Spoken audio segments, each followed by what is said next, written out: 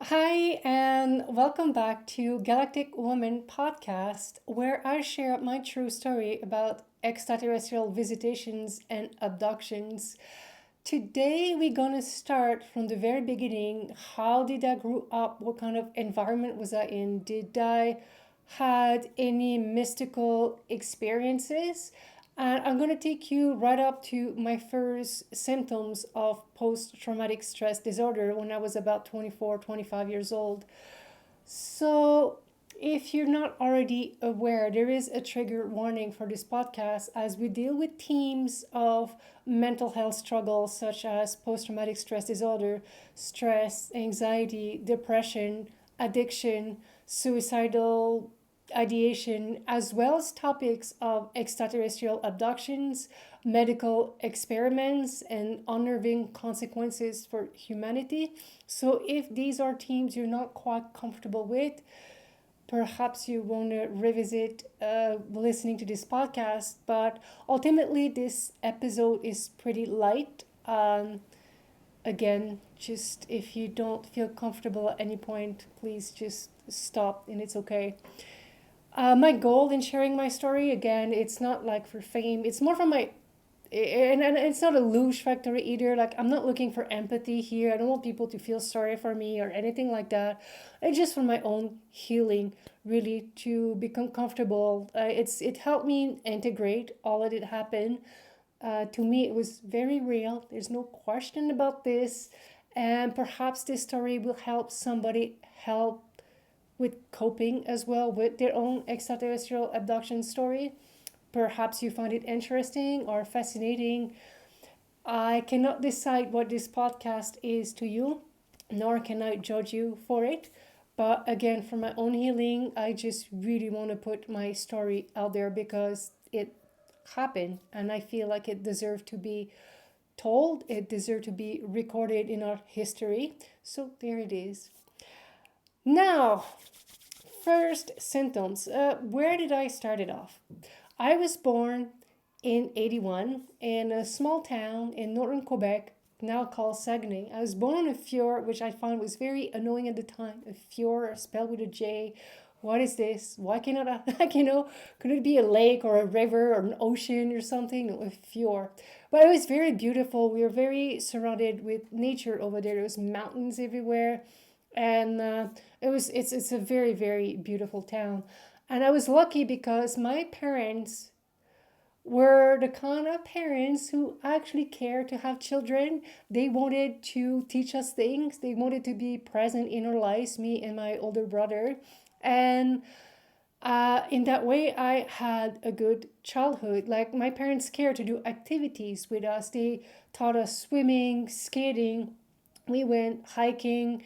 We went to museums. They took us on vacation. They took us out on vacation. So home cooked meal every night. It was a good routine. Like, there was stability, and that stability would be fundamental for my healing journey. Really, to have that kind of support at a young age, and there is a place we would go to when I was very little, like 4, 5 years old. My parents had a cottage deep in the forest, like, we're already in the middle of nowhere, but from there we would drive to a Zek Anachiwe was the name of the Zek Anachiwe. So it's a nature reserve and it was meant for fishing. My father had built a fishing camp there. And to get there, we had to pile in a truck. We had to drive 2 hours to the Zek, which was in the middle of nowhere. And then from there, we would portage for an hour and a half, 2 hours, and then there would be like a canoe hidden on the side of the lake, and then we would paddle across the lake, and this is where the camp was. And there was no electricity, no running water. You had to pump it. There was a well. There was an outhouse out in the back. And these were probably still the best days of my life. There was no man-made sound at all whatsoever. We just got up in the morning, we went fishing, we caught frogs, by the shore. We would play board games at night, but in the evening, when the sun would set, I would go outside and I would sit by the fireplace, which wasn't lit, but and I would just stand. I had like pieces of bread in my hand, and within 5 minutes, there'd be like animals crawling out of the woods, like little snowshoe hares and siffler. What are they called? Um, the word in English eludes me, but uh, not chipmunk,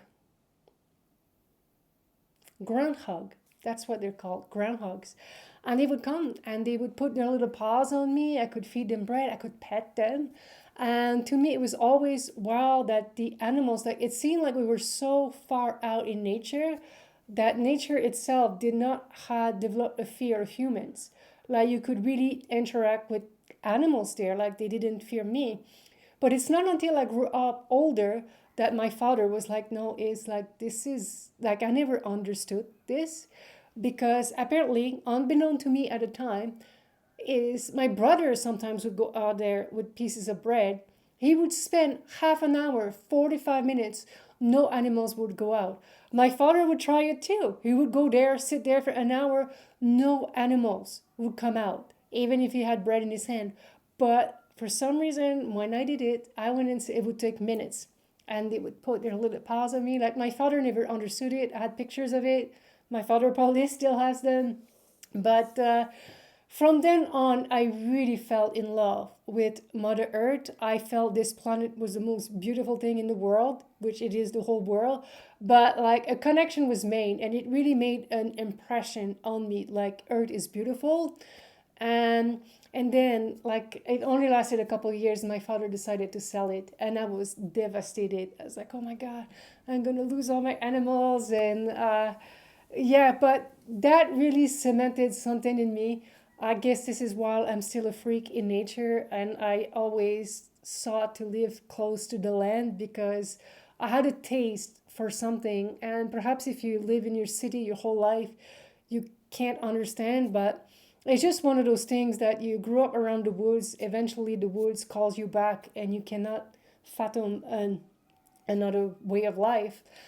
And then after that, when I grew a little older, let's say like 10, 11 years old, like I remember when I was a child laying in my bedroom at night, I could see it was just like little pixels, like I called it like black dust. And I could see this cloud of black dust coming from the window and moving around my bedroom. And I still don't know to this day what it was, but I remember screaming and telling my mom, like, hey, the black dust is in the bedroom, like it's there. And then she would come and be like, no, there's nothing there. I don't know what happened there. But also, the house that I grew up in was my great grandmother's house, great grandparents on my father's side. My father had bought it from his grandmother and turned it into an apartment where he was renting the downstairs, and eventually it became a whole house when he's got his family. So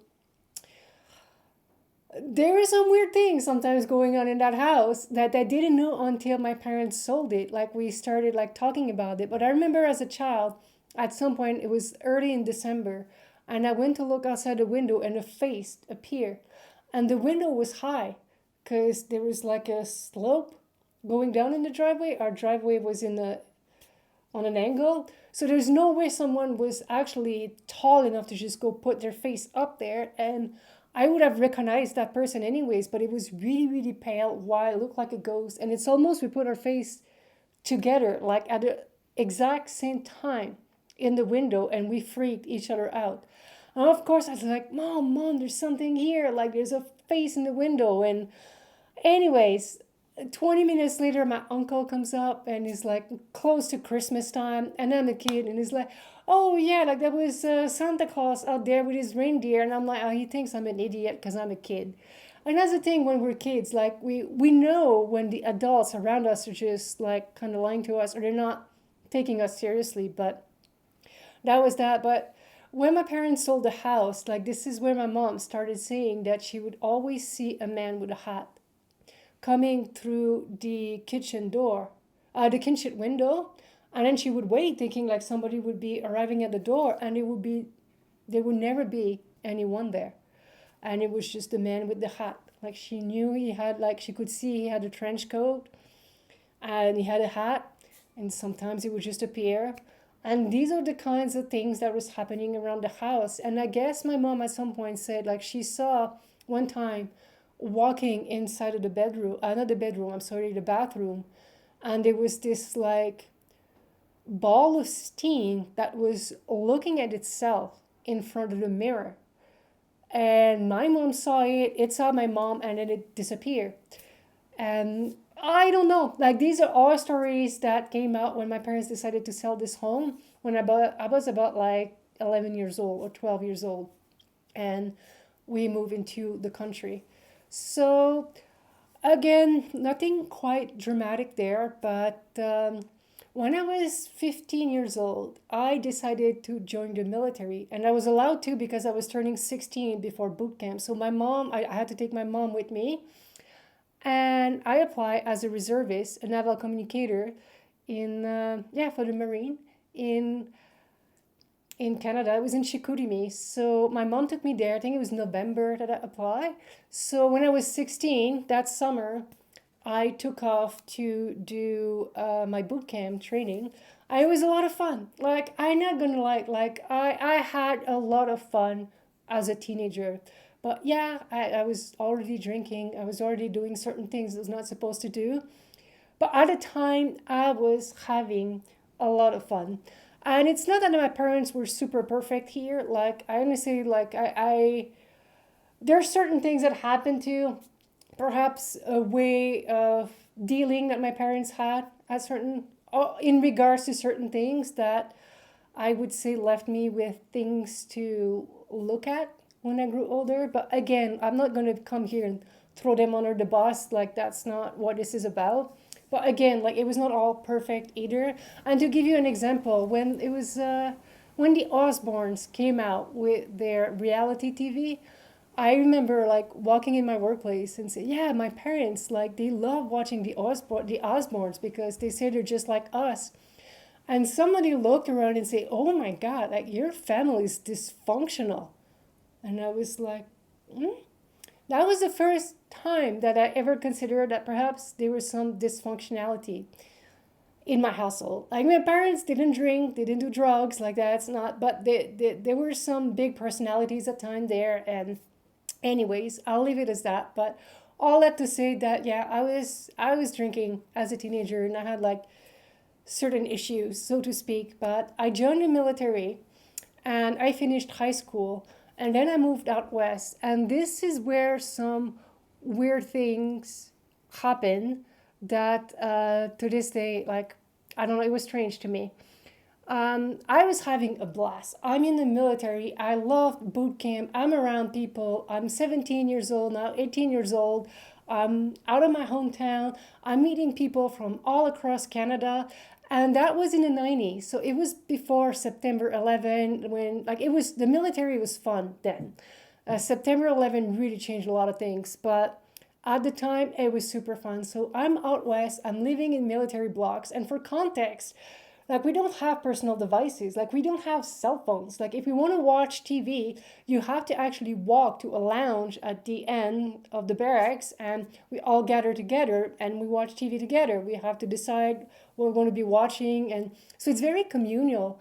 And if you want to do something with someone, you have to physically go knock on their door. And eventually, yeah, that's what happened.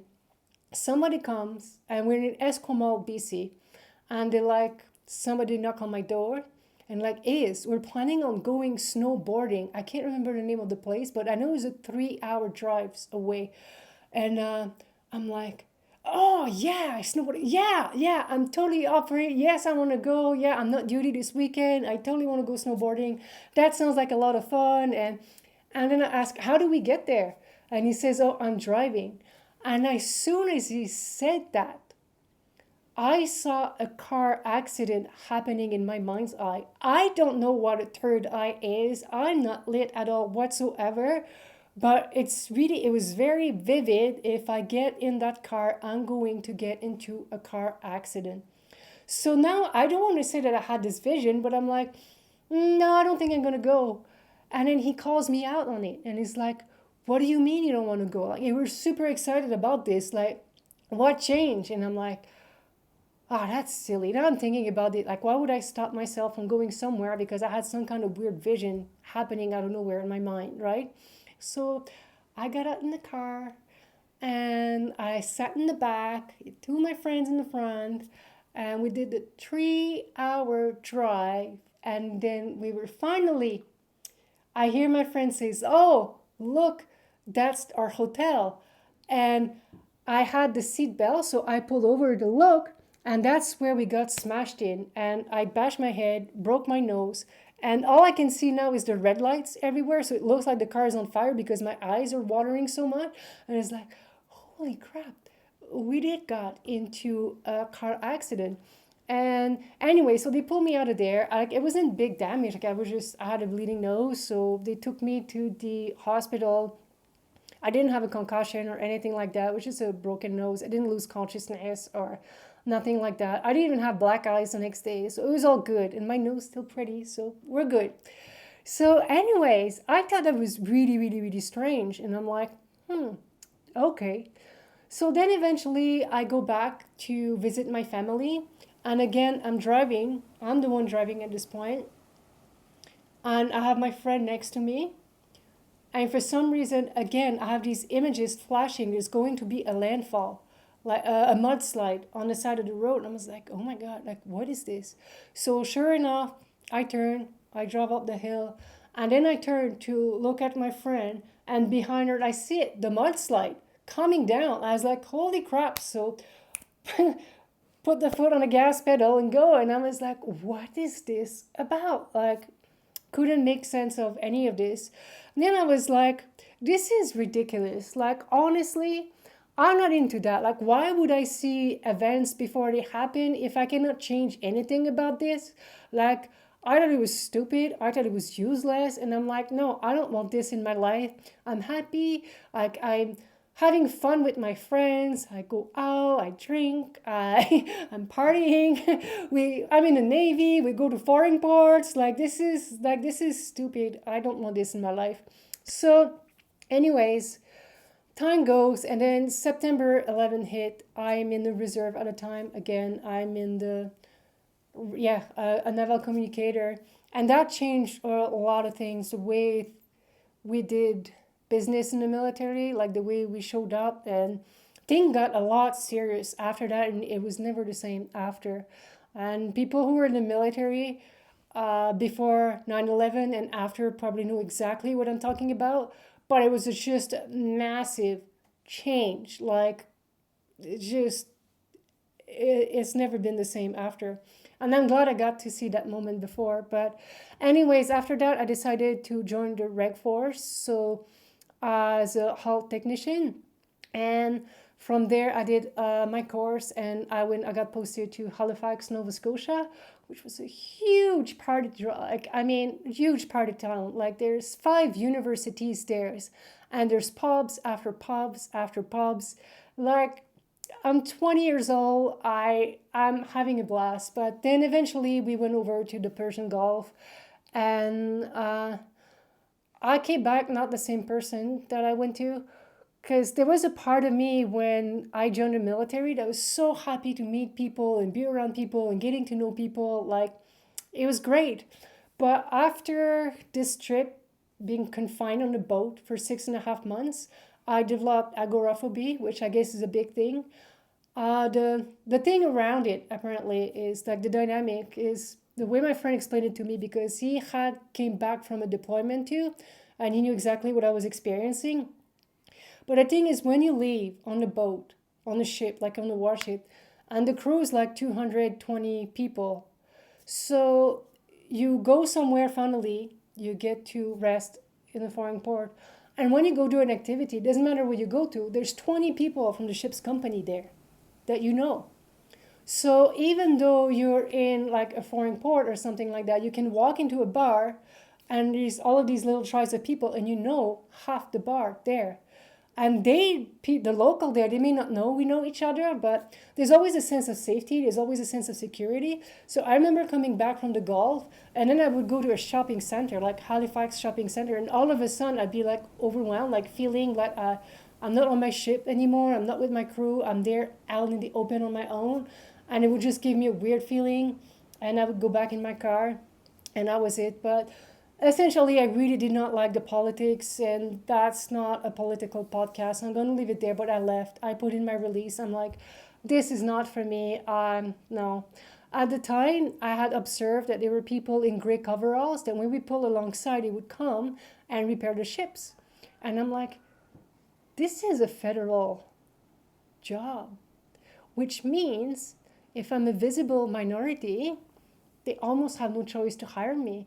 And meaning I'm already in a trade in the military, like hall technicians, you fix doors, hatches, you do plumbing, AC, like you do so many different things, right? So I was like, if I go back to community college and I pick a trade and I apply to be hired at the dockyard as a construction worker, I'm going to be a minority. And it's almost like they won't have a choice to hire me. And that's exactly what I did. I went back to school.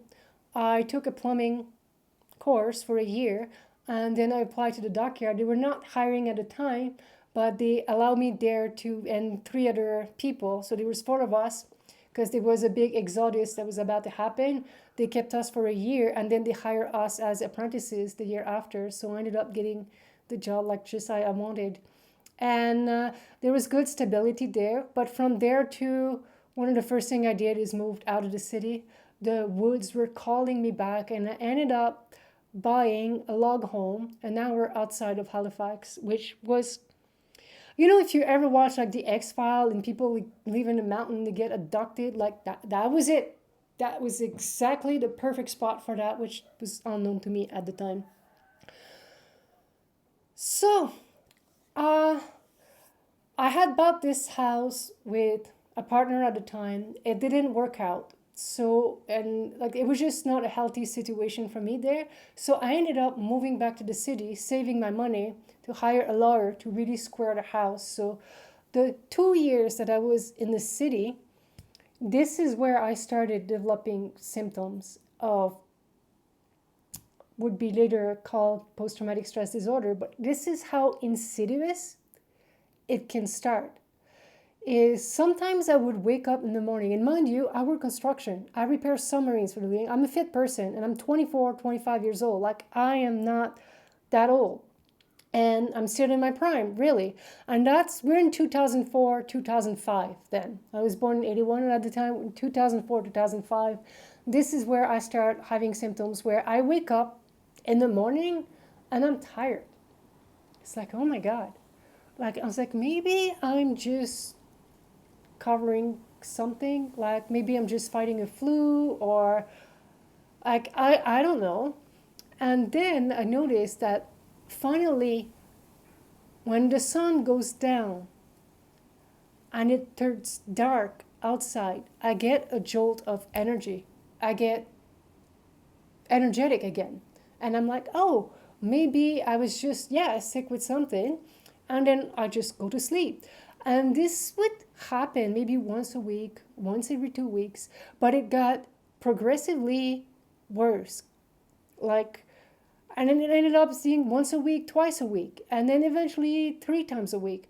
But I'm still not sure exactly what is happening. And also I'm starting to experience emotional numbness where I don't really get happy anymore. I don't really get emotional anymore, which is really strange for me because I love playing music, guitar. Like I always compose my own song just for myself. Like there was no aim with that, just that I enjoy playing music for myself. It was a way for me to express my emotions, but with no emotions to express really, I really lost interest into playing guitar and started becoming more isolated, so to speak. So I go see a psychologist because I don't understand this hyper alertness. And anyways, long story short, I got referred to a psychiatrist, and I have to wait like 6 months.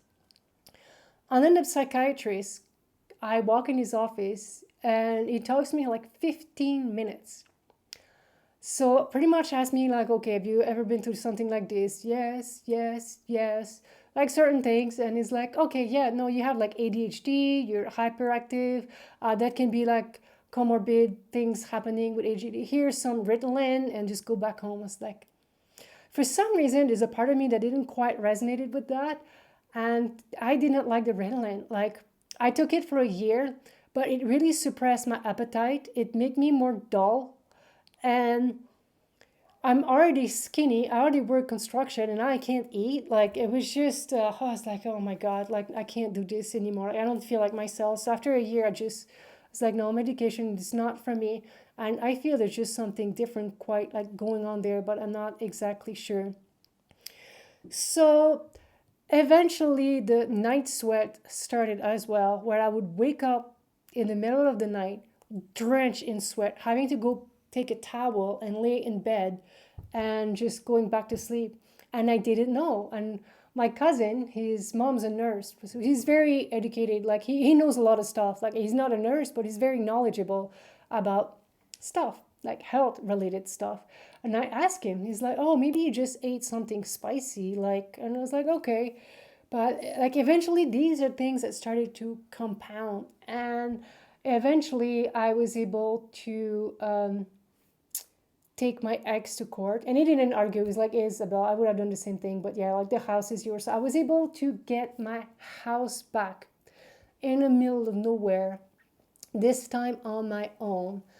And this is where stuff really started going down here really fast, and memories happening there too. So, but I'm going to leave it there for now. I don't want to make these too long. Essentially, to recap here, yeah, did I have some psychic abilities as a kid? Maybe, maybe not.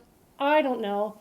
I know I've had a few experiences, but I think at some point we all have these experiences that are a bit psychic, and we either reasons with them and say, nah, like this is BS, or that's it. Like I didn't pursue any of it. To me, I was just a regular person. I just, yeah, started to have some weird symptoms of feeling that I had a lot of energy at night, but not so much during the day. I sweat and I don't know what is happening. I have emotional numbness, and there's just something that starts like creeping on me that I can't really quite explain. So, thank you for being with me today. I really hope you're going to come back. I hope you enjoy the rest of your day and see you soon.